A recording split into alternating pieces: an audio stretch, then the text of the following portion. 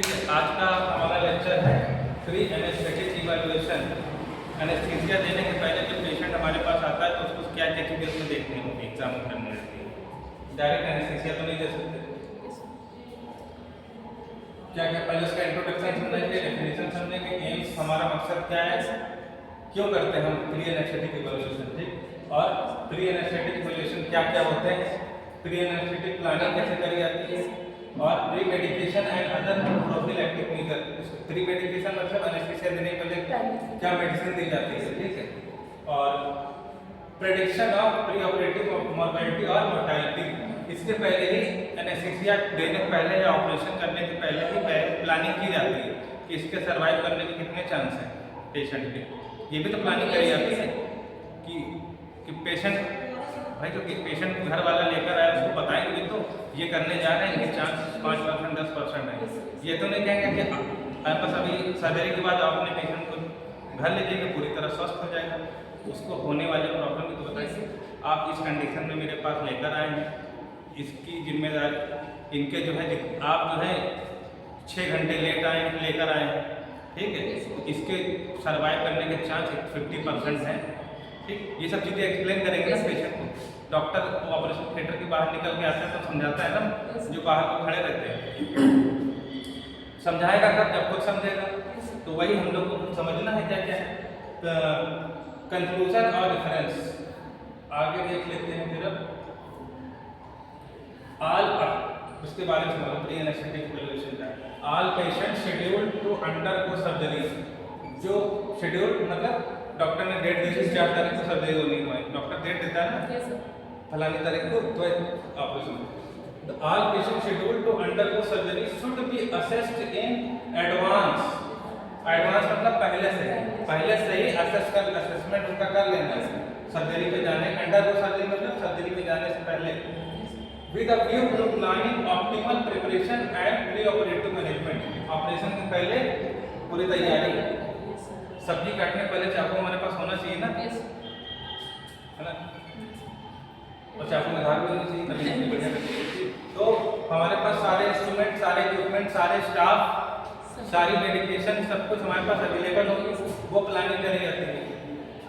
पहले अपनी तैयारी, फिर पेशेंट की तैयारी, फिर पेशेंट को देखेंगे वो पेशेंट इंट्यूबेट करने लायक है कि नहीं, उसके बाद उसकी मोर्टेलिटी मॉर्बिडिटी चेक करेंगे, जिंदा रहने के और मरने के चांस, ठीक। It is one of the mechanism by which the standard and quality of care provided by the anesthetist is measured। तो एक क्वालिटी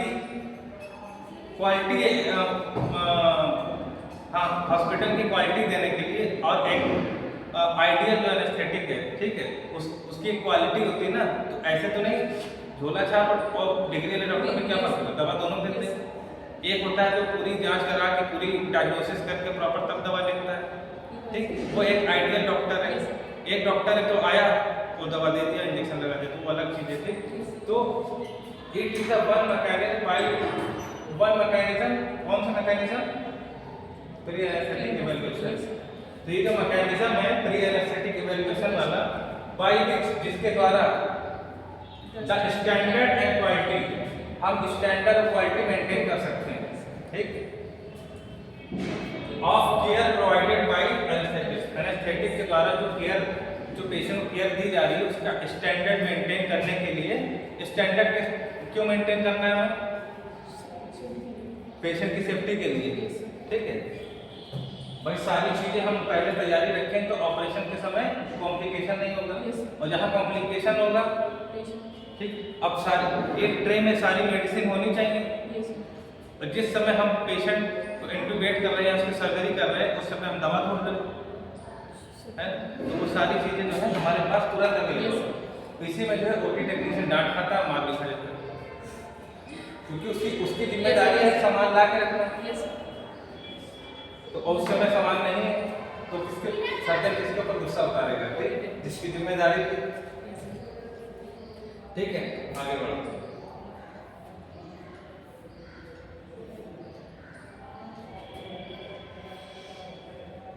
ये डेफिनेशन हो गई।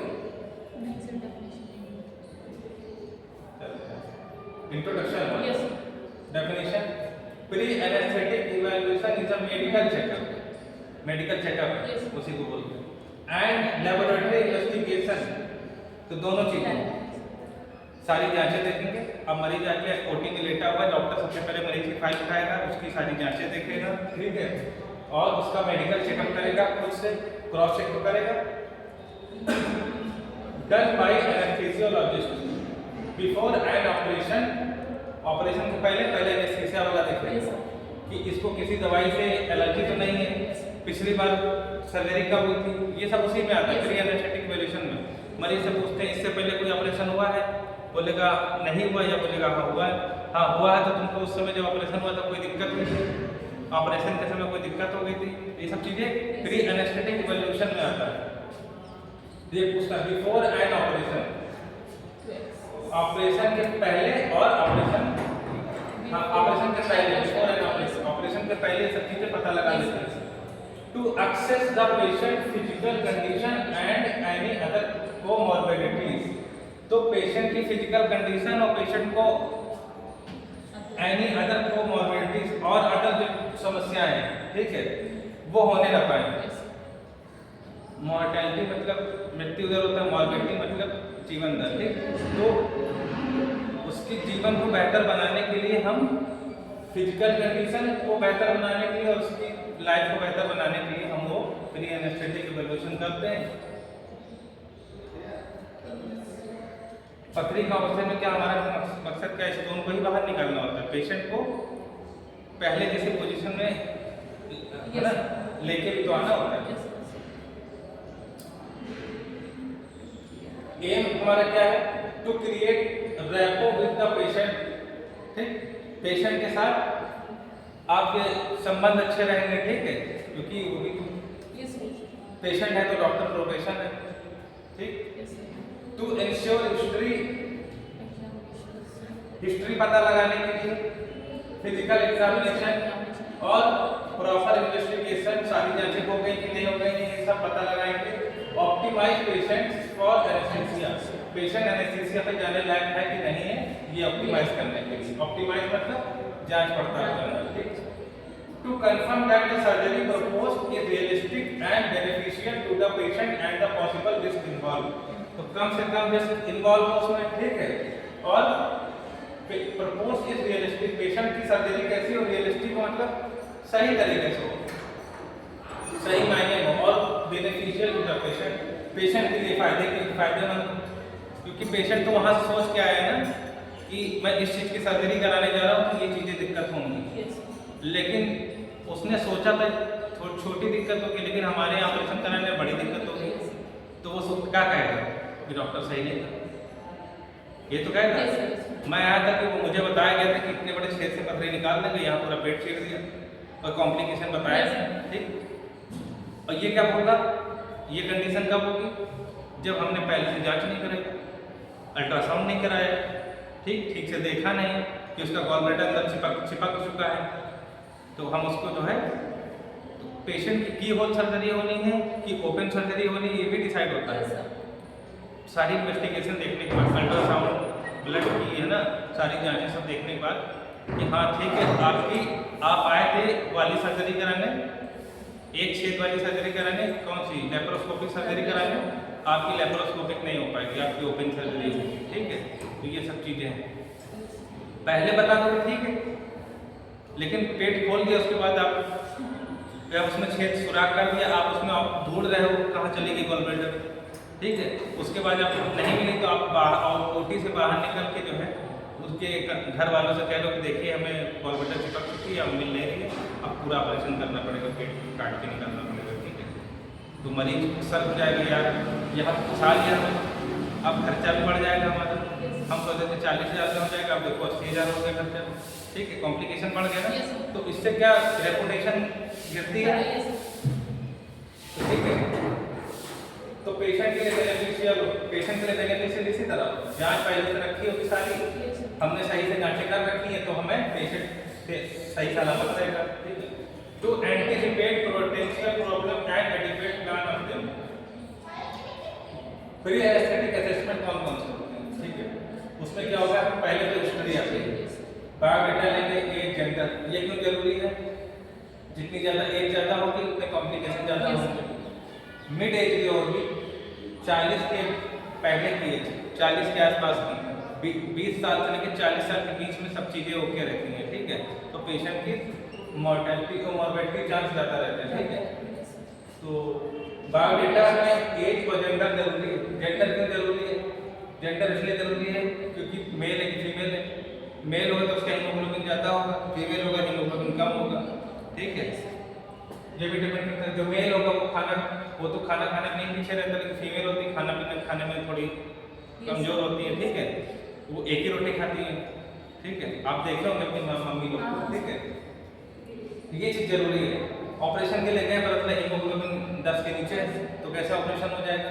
तो आप डॉक्टर क्या बोलता है, 2-3 यूनिट खून की व्यवस्था करो, ठीक है। अब जेंडर समझ के, एज क्यों जरूरी, जेंडर क्यों जरूरी। अब मान लो सर्जरी होने वाली है, किसी की फ्रैक्चर हो गया, अब एज उसकी जो है ज़्यादा है, 50 प्लस है। अब उसकी उस एज में हड्डियाँ अपने आप जल्दी जुड़ेंगी? नहीं जुड़ेंगी। तो क्या करेंगे डॉक्टर? क्या करेंगे, देखिए आपकी हड्डी अपने आप जुड़ेगी नहीं, आपकी एज है ज़्यादा, तो खून का दौड़ान आपके शरीर में कम है, तो इसके लिए आपको प्लेट डलवानी पड़ेगी। सारी सर्जरी में तो प्लेट नहीं डलवानी पड़ती है। जहाँ पर हड्डी आराम से जुड़ जाती है वहाँ प्लेट डालने की जरूरत नहीं पड़ती है। जहाँ पर हड्डी नहीं जुड़ती है, हड्डी कब नहीं जुड़ती है? एज की वजह से प्रॉब्लम आती है भाई, कैल्शियम कम शरीर में हो जाता है, ठीक है। तो डॉक्टर का दिमाग सब तरफ चलता है, तो हमें भी जो है अपना दिमाग खोल के सब तरफ काम करना है, ठीक। एक ही चीज़ पे नहीं फोकस करना है। इंडिकेशन फॉर सर्जरी, इंडिकेशन मतलब किस चीज़ के लिए आया है? सर्जरी तो होनी है, बता रहे हैं लेफ्ट लेग की कर दिया, राइट लेग की सर्जरी, ये भी हो रहा है ना। तो ये चीजें तो देखनी है। इंडिकेशन मतलब किस चीज के लिए सर्जरी आया, कराने आया है। पथरी का मान लो आया तो लेफ्ट में राइट में जब जांचें हम लोग पूरी देखते रहेंगे, ठीक है। मरीज बता रहा है कि हमारा राइट में पेन, हम सोच रहे हैं कि हम खुद ही सोच ले रहे हैं कि ये ध्यान नहीं दिया तो लेफ्ट में उसकी PCNL कर दिया, ठीक है। सर्जिकल एनेस्थेटिक हिस्ट्री, HX मतलब हिस्ट्री। ये कौन सी हिस्ट्री हो गई? पिछला कोई इलाज हुआ था या पिछले कोई ऑपरेशन हुआ था उसकी सर्जरी, ठीक है।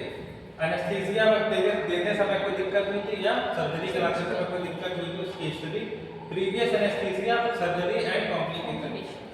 मरीज बताएगा ना कि पिछली बार ऑपरेशन हुआ था तो हमारा खून बहुत निकल हुआ है, उसको बताएगा, वो हिस्ट्री लेनी है।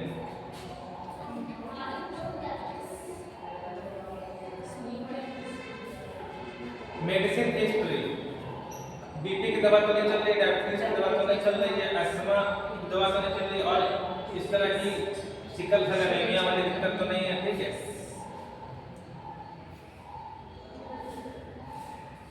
प्री-एनेस्थेटिक असेसमेंट में और क्या है?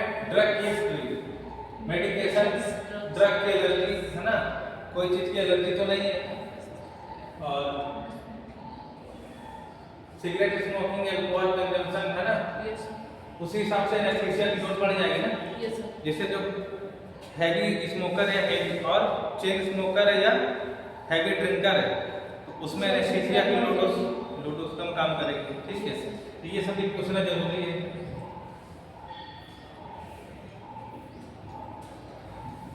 ये चैप्टर, ये टॉपिक बहुत बड़ा है, ठीक है। इसमें अभी बहुत बड़ी अच्छी चीजें हैं आगे। जनरल एग्जामिनेशन में क्या करेंगे? न्यूट्रिशन और मेंटल स्टेट, दिमाग से कम तो नहीं पेशेंट, मेंटल स्टेट तो सही है, ठीक है, कोई मेंटल डिसऑर्डर तो नहीं है। और न्यूट्रिशन वैल्यूएशन, मतलब मरीज एकदम हड्डी जैसा तो नहीं आ गया हमारे पास, ठीक। उसको सर्जरी करेंगे तो ताकत ही नहीं उसके शरीर में, सर्जरी को बियर ही ना करता सर्जरी को, ठीक है। उसकी न्यूट्रिशन लेवल कैसा है? सिस्टमिक एग्जामिनेशन, सिस्टम मतलब बॉडी के कितने सिस्टम है, अंदरूनी, अंदर के क्या सिस्टम हमारे? ब्रेन ओके है, मेंटल स्टेट का सही है, कार्डियोवास्कुलर उसका सिस्टम ओके है, ठीक, हार्ट का सिस्टम ओके है, सांस की कोई बीमारी तो नहीं है, COPD वगैरह जो भी है, अस्थमा, COPD, वो सब चीजें पता कर लेंगे। एयरवे असेसमेंट, ये सबसे इम्पोर्टेंट चीज है, ठीक। एयरवे असेसमेंट में क्या है, it is done to determine intubation difficulty. जब ट्यूब डालेंगे तो उस समय क्या दिक्कत ना हो, वो छोड़ो, ठीक है। Relative to tongue pharyngeal size using the Mallampati classification, तो उसकी टंग और फेरेंज हमें ठीक से दिखनी चाहिए। पेशेंट जब मुंह खोलेगा तो उसके मुंह के अंदर की सारी चीजें दिखनी चाहिए, ठीक है। क्या क्या चीजें दिखनी चाहिए वो भी अभी बताएंगे। रिलेटिव टू टंग, कोई टंग की कोई डिसऑर्डर तो नहीं, जीभ की कोई बीमारी तो नहीं, फेरेंजियल साइज, गले में कोई मांस तो नहीं बढ़ा हुआ है पहले से, ठीक है। तो मांस बढ़ा हुआ था, ट्यूब डालने पड़े तो फंस रही थी रास्ते में, ठीक है। ये सब चीजें देखनी पड़ेगी। और ये चीज कैसे हम डिसाइड करेंगे, मैलम्पटी क्लासिफिकेशन से। मैलम्पटी क्लासिफिकेशन पढ़ा था? मैलम्पटी क्लासिफिकेशन क्या होता है, ये देखो। मैलम्पटी क्लासिफिकेशन क्या होता है, क्लास 1 से लेकर class 4, class 1, class 2, class 3, class 4। Class 2 में बिल्कुल ट्यूब नहीं पढ़ पाएगी, क्लास 3 में बहुत दिक्कत होगी, पेशेंट को भी आपको भी। क्लास 1 होके क्लास 2 तक चल जाएगा, ठीक है, क्योंकि विजिबल है ना पीछे, ठीक है। फेरिंज अब इसमें क्या क्या है, मैलम्पटी क्लासिफिकेशन में क्लास 1 में क्या होता है, अभी आपको पता होना चाहिए।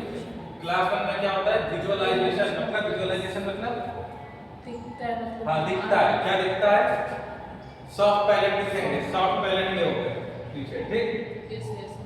ये हार्ड पैलेट पहले पड़ेगा, जहाँ पे चार जल जाते हैं गरम गरम, ये हार्ड पैलेट। इसके पीछे जाओगे तो उंगली से जो चिकनापन महसूस होगा, वो सॉफ्ट पैलेट है, ठीक। सॉफ्ट पैलेट, फॉसेस और यूबुला, ये फॉसेस है यूबुला, ये डिजाइन दिख रही है आपको, ये यूबुला है, ठीक।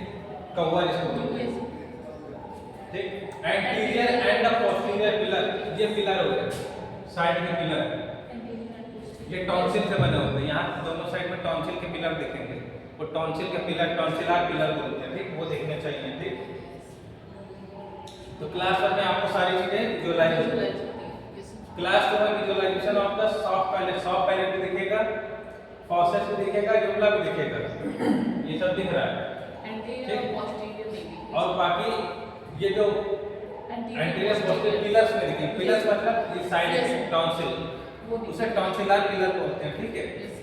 क्लास 3 में visualisation of the soft palate and base of uvula, uvula का थोड़ा हल्का सा बेस दिखेगा, ठीक। बेस ये होता है, ठीक। ये एपेक्स हो गया, ये बेस हो गया, ठीक। ये दिखेगा। क्लास 4 में only hard palate, soft palette से दिखेगा, ठीक है। तो ये मैलम्पटी क्लासिफिकेशन में हम कह देंगे इसको ग्रेड 1 है, ग्रेड 2, ग्रेड 3, ग्रेड 4, ठीक है। ग्रेड 3, ग्रेड 4 में उसको ट्यूबेशन नहीं हो पाएगा, दिक्कत होगी। एयरवे असेसमेंट में इट इज डन, अच्छा हो गया, ठीक है। अभी ये देखो पिक्चर है, इसका सब कुछ दिख रहा है क्लास में, उसमें कम दिख रहा है, इसमें बिल्कुल नहीं दिख रहा है इसमें। तो सर इसके लिए भी कुछ क्या होगा?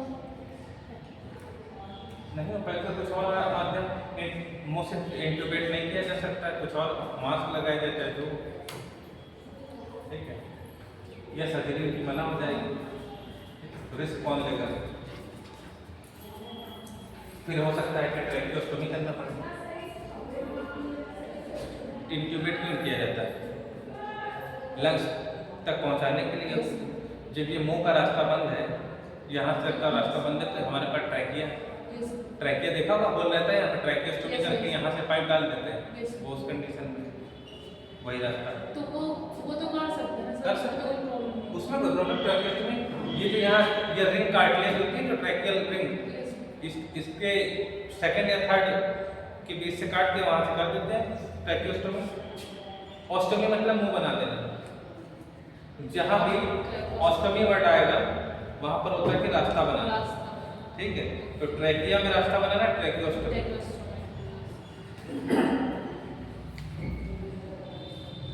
ये देखो क्या पहन रखे, ठीक है। एटलांटो ऑक्सीपिटल जॉइंट, एओ एक्सटेंसर। एटलांटो ऑक्सीपिटल जॉइंट क्या होता है, ये हमारी ऑक्सीपिटल बोन है। ऑक्सीपिटल बोन किस पे रखी हुई है, हमारे C1 बोन पे, सर्वाइकल 1 बोन पे, ठीक है। C1 बोन को क्या बोलते हैं, एटलस, एटलस फिर एक्सेस बोन। C1 बोन को बोलते हैं एटलस, C2 को बोलते हैं एक्सेस, ठीक है। तो एटलस को ही एटलांटो बोलते हैं, एटलांटो ऑक्सीपिटल। तो C1 बोन ऑक्सीपिटल बोन से जुड़ती है तो उस पर थोड़ा सा मूवमेंट होता है, ज्यादा मूवमेंट नहीं होता है, थोड़ा सा मूवमेंट होता है, ठीक है। तो उसका मूवमेंट एक्सटेंशन, ठीक है, और एटलांटो ऑक्सीपिटल जॉइंट का एक्सटेंशन ये, ठीक, गर्दन पीछे कर रहे हैं तो उसमें मूवमेंट हो रहा है, ठीक है। ग्रेड 1 35 डिग्री ये अच्छा माना जाएगा। Grade 4 12 degree, less than 12 degree तो ये खराब माना जाएगा, ठीक है। तो गर्दन का मूवमेंट नहीं होना चाहिए, ट्यूब डालने में गर्दन पीछे नहीं जाने अटक गई, ठीक है, वो देखना। नॉर्मल एंगल ऑफ एक्सटेंशन है 35 डिग्री और तो 35 डिग्री तो होना ही चाहिए। किसी किसी की हाइपर फ्लेक्सिबिलिटी रहती है, ठीक है, जैसे कोई कंधा ज्यादा मोड़ लेता है तो कम मोड़ पाता है, ठीक है। अब ये देखो, ये जो पॉइंट दिख रहे हैं यहाँ ऑक्सीपिटल बोन है, यहाँ पर C1 बोन है, सर्वाइकल बोन, इसी को बोलते हैं एटलांटो ऑक्सीपिटल जॉइंट। ये मार्जिन हम लोग अज्यूम करेंगे ना, मार्जिन एंगल अज्यूम करेंगे कैसे, 30 से लिप से, ठीक है, ऐसे कराया तो कितना एंगल बन रहा है, ठीक, मैंडिबल से, तो वो देखेंगे 35 डिग्री से ज्यादा होना चाहिए, ठीक। अब इसकी अगर गर्दन पीछे नहीं जा रही है तो ये एंगल ऐसे ना होके, ये एंगल ऐसे ना होके ऐसे रहेगा, ऐसे की जगह ऐसे रहेगा, तो दिक्कत आएगी। तो एओ एक्सटेंशन, एक तो मैलम पट्टी हो गया, मुंह कितना खुल रहा है, दूसरा क्या हो गया, एओ एक्सटेंशन, ठीक है, शॉर्ट फॉर्म में एटलांटो ऑक्सीपिटल एक्सटेंशन। तो इसकी ग्रेडिंग 35 डिग्री पता होना चाहिए कि इतना होना चाहिए, ठीक।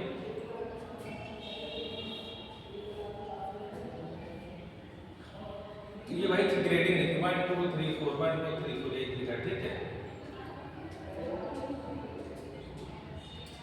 डिफिकल्ट लैरिंगोस्कोपी, गले में लैरिंगोस्कोप जाने में दिक्कत हुई, क्यों मुड़ जाएगा जब रास्ता सीधा रहेगा। जब हम लोग एक्सटेंशन करते हैं तो रास्ते सांस की नली सीधी हो जाती है तो पाइप आराम से जाता है, ठीक है, और कर्व रहेगी तो मुड़ दिक्कत होगी, ठीक है। तो एओ जॉइंट 3-3-2 का रूल हो गया, ये दो चीजें हो गई, है ना। ये लेक्चर वाला का जरूरी था, इंपॉर्टेंट है। तो एक तो वो हो गया मैलम पट्टी, एक एओ एक्सटेंशन, इंट्यूबेट करने के पहले, ठीक है। तीसरा है 3-3-2 का रूल। 3-3-2 का रूल क्या है, 3-3-2, ठीक, 3-3-2, 3 फिंगर होता है। तो माउथ का 3 फिंगर, मुंह में 3 फिंगर जाना चाहिए। आप ग्लव्स पहने हो, ग्लव्स पहने 3 फिंगर डाल के देखोगे कि ये वाला है inter incisor distance in finger. Inter incisor मतलब ये इंसीजर जाते हैं, नीचे वाले इंसीजर जाते हैं, इन दोनों के बीच में 3 उंगली यानी कि डिस्टेंस 3 फिंगर का रहना चाहिए। तो ये ओके है, तो कम हो जाएगा ना, मतलब एक 3-3-2 का रूल अच्छा माना जाता है। तो जब आपने ए चेक कर लिया, मुंह खुल रहा है, तो इसका मतलब कि हमारा वो जो पहला वाला था मैलम पट्टी, है ना, ग्रेड 1 है, ठीक है, वो पता चल जाएगा, ठीक। 3 फिंगर जा रही है, मतलब पूरा मुंह खुला, सब चीजें दिखेंगी। Big hyoid mental stress finger, यहाँ पर आपको पता हाइड बोन होती है, यहाँ पर हाइड बोन होती है इस जगह पर। किसी को हैंगी दिया तो यही दिया था, ठीक, यहाँ दिया था, यहाँ दिया था, ठीक है। तो यहाँ हाइड बोन होती है, हाइड बोन से मेंटल क्या होता है, ये 3 फिंगर यहाँ रखेंगे, ये 3 फिंगर आना चाहिए, ठीक है। हाइड बोन से इसकी पूरी 3 फिंगर, और thyroid to floor of mouth in 3 finger, ये थायराइड है ना, थायराइड से फ्लोर ऑफ माउथ, ये माउथ का रूफ, माउथ का फ्लोर, ठीक, मुंह है हमारा, आकर तो ऊपर की तरफ क्या हो गया, रूफ छत हो गई, Yes, sir. फ्लोर मतलब फर्श, फर्श। तो अब माउथ का माना फर्श है यहाँ, ठीक है। तो फर्श कहाँ पर आ रहा है, ये हमारा आ रहा है, Yes, sir. ये चीज हम हाथ इसका रखते हैं ना, Yes, sir. तो ये फ्लोर ऑफ माउथ हो गया, ठीक। इसकी दूरी थायराइड कार्टिलेज से 2 फिंगर होनी चाहिए, 2 फिंगर, ठीक।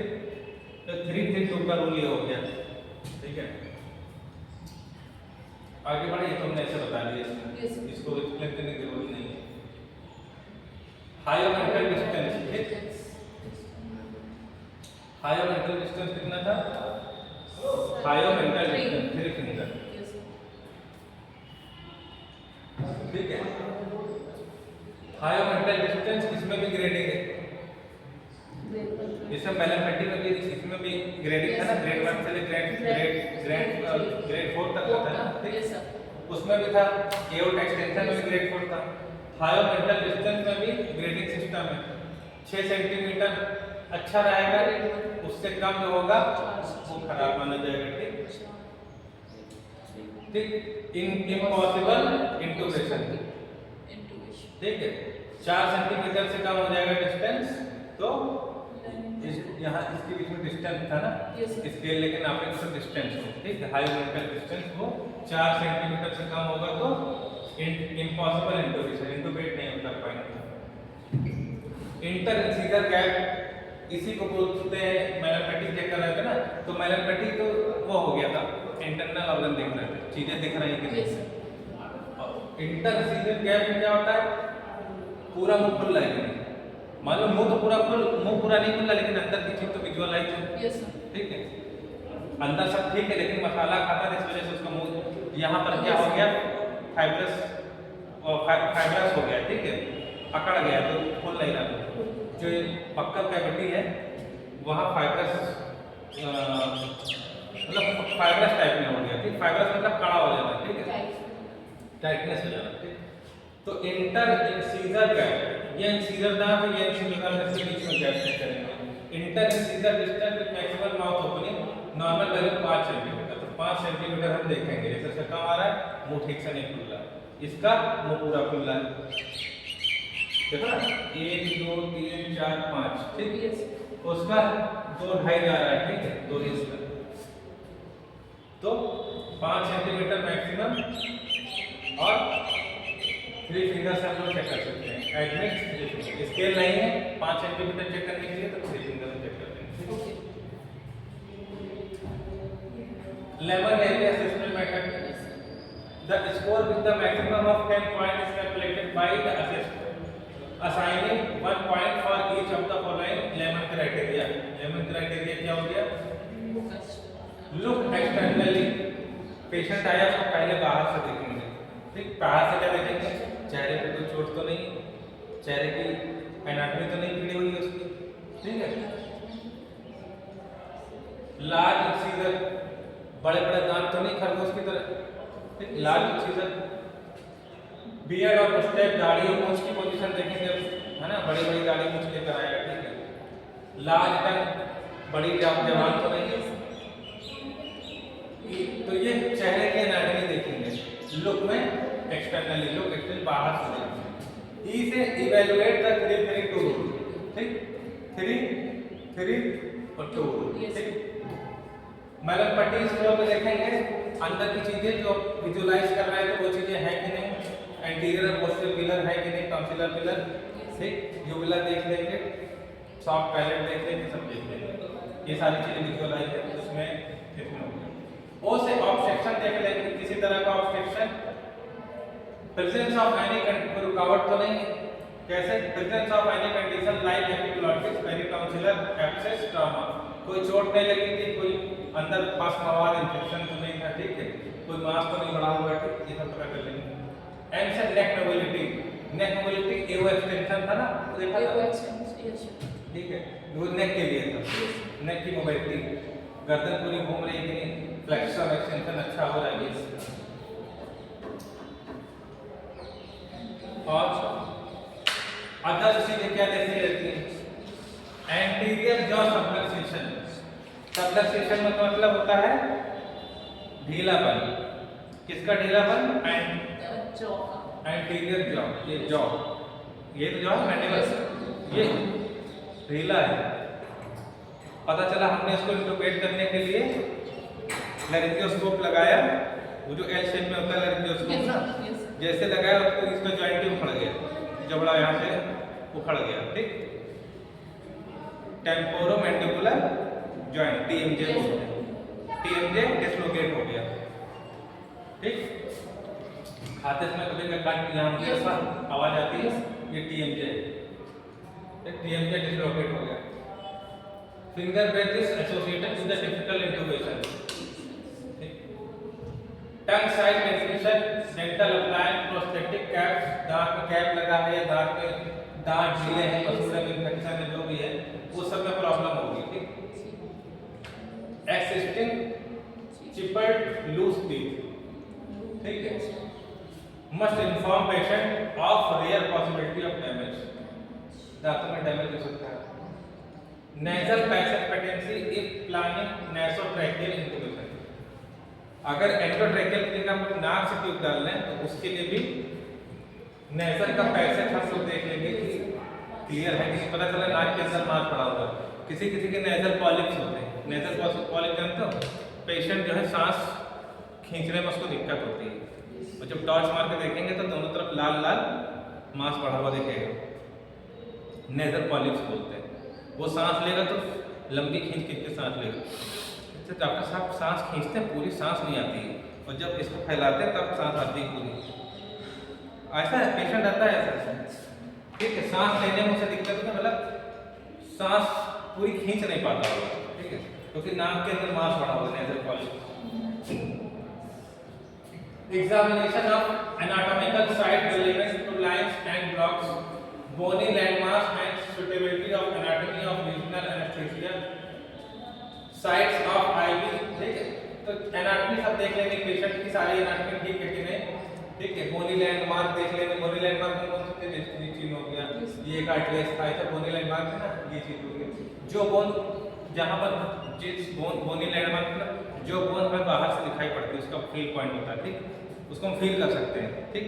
जैसे ये नकल से सारे, ये सारे हम फील कर सकते हैं, इसकी एनाटॉमी ठीक है क्योंकि हम फील कर सकते हैं। अब इसमें से ये गायब हो जाए, ये छोटी दिखे तो हमें वो एबनॉर्मलिटी में काउंट होगा ना। इसी तरह जितना बोनी प्रोमिनेंट है उसकी देख लेना, ठीक। भाई चीक बोन हमको पता है यहाँ पे छूने पे ये फील होती है दोनों तरफ, तो ये सब चीजें। साइड ऑफ आईवी, अब पेशेंट एडमिट हुआ है तो उसके इंट्रावेनस देख लेना, सेंट्रल वेनस प्रेशर चेक कर लेंगे, वेनस प्रेशर कितना आ रहा है, एंड पल्मोनरी आर्टरी कैथेटर भी, ये कैथेटर वगैरह चेक कर लेंगे।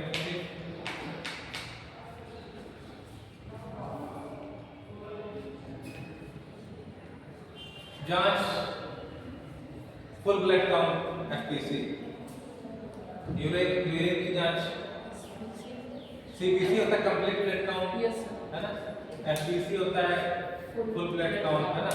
वो कई अलग अलग शब्द लिखते रहते हैं, मतलब होता तो वही है ना। और किसी ने बोल रहे टोटल ब्लड काउंट, वो भी उसी तरह की, ठीक है, कंप्लीट ब्लड काउंट है।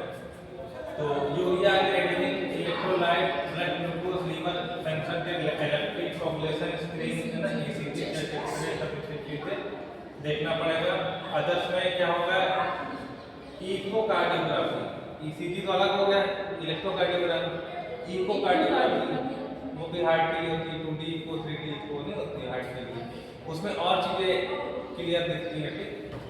पल्मोनरी फंक्शन चेक पीएफसी करते हैं, कार्डियो पल्मोनरी एक्सरसाइज जैसे ट्रेडमिल टेस्ट वगैरह होता है, ठीक है, टीएमटी बोलते हैं, ठीक, वो सब भी चेक करते हैं। ये सारे टेस्ट जब ओके होंगे, हम पूरी तरह से सेटिस्फाई रहेंगे, तभी तो उसकी सर्जरी और एनेस्थीसिया देंगे। हैविंग टेकन, क्या आपने ले लिया, क्या क्या ले लिया, फुल क्लिनिकल हिस्ट्री ले ली पेशेंट की, फिजिकल एग्जामिनेशन कर लिया, रिव्यू द रेलेवेंट इन्वेस्टिगेशन, एक बार फिर से सारी जांचें देख के आप सेटिस्फाई हैं जांचों से, गो अहेड विद सर्जरी और रीशेड्यूल। अगर सब कुछ ओके है तो फिर गो विद सर्जरी, नहीं तो फिर रीशेड्यूल आगे देखेंगे, ठीक है। हमें लग रहा है आज का लेक्चर इतने पे एंड करें,